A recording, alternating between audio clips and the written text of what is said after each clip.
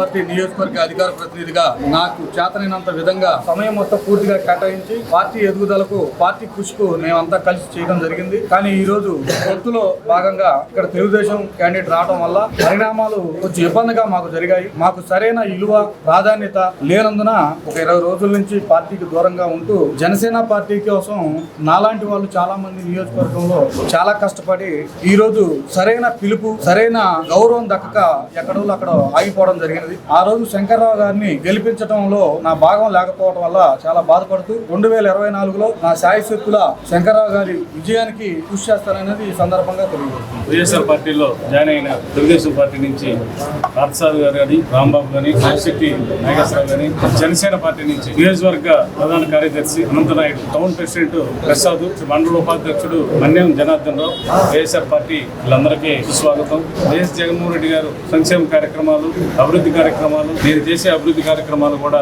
నచ్చి మరి ఈ రోజున మన పార్టీలోకి రావడం చాలా శుభసూచకం. అభివృద్ధి కార్యక్రమాలు అనేవి గత ప్రభుత్వానికి ఈ ప్రభుత్వానికి ఎంత వ్యత్యాసం ఉందో మీరు అందరూ చూస్తూనే ఉన్నారు.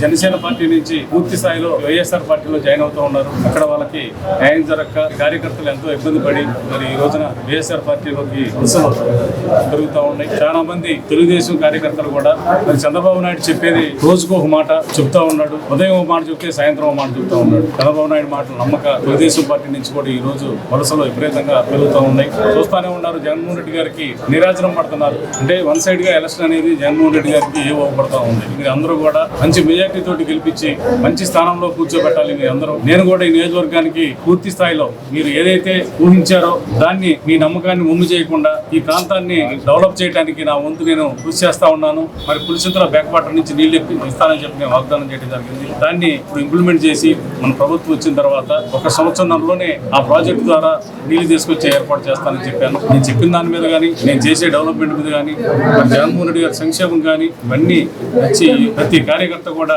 వైఎస్ఆర్ పార్టీని గెలిపించే విధంగా మీరు అందరూ కూడా నాకు అండగా ఉన్నందుకు ప్రతి ఒక్కరికి కూడా నా కృతజ్ఞతలు తెలియజేస్తూ చాలా